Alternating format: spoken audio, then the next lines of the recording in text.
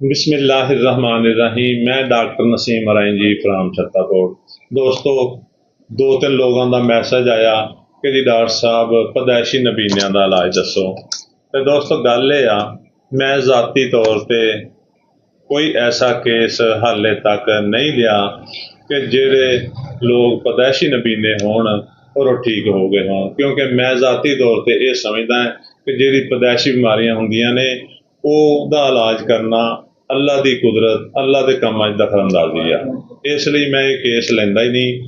बहुत सारे लोगों के असरार नाल, बहुत सारे लोगों के मैसेज करने नाल असीं अज तुहानूं वो दवाई दस्सण लगे हाँ जिहड़ी किताबां 'च लिखी हुई आ।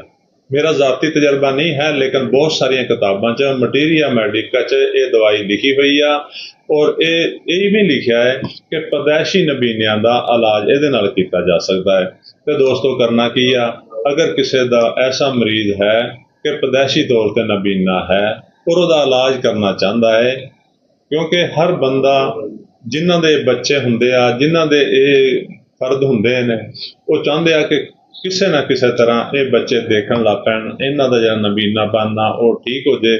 क्योंकि अगर नबीनापन बच्चियां च होवे तो होर भी ज्यादा तकलीफ का होंदा है। तकलीफ का तो बच्चों च भी आ, ते कोशिश तो की जा सकती आ। तो दोस्तों साड़ी जिहड़ी अज की दवाई है वो है कार्बोनियम सल्फ। कार्बोनियम सल्फ किताबां दे विच 200 ताकत ज्यादा लिखी गई आ कि 200 ताकत दे विच कार्बोनियम सल्फ नूं दिन च एक दफ़ा इस्तेमाल कराया जाए और लंबे अरसे तक इस्तेमाल कराया जाए तो पैदाइशी नबीनापन ठीक होने के चांस पैदा हो सकते हैं। तो दोस्तों अगर तुसी इस नूं अपलाई करना चाहते हो तो करके देख सकते हो। बाकी मजीद किसी डॉक्टर मशवरा कर सकते हो, क्योंकि किसी डॉक्टर ने अगर ये दवाई इस्तेमाल की होगी तो वह तुहानूं दस देगा। बहुत सारे लोग इस चीज़ का दावा भी करते हैं कि असीं नाबीनापन जिहड़ा पैदाइशी आ उहदा भी इलाज किया है। मे भी हो सकता है। अल्लाह की ज़ात बहुत बड़ी आ, बड़ी गफूर रहीम आ, वो शिफा देन लगती है तो पता नहीं लगता।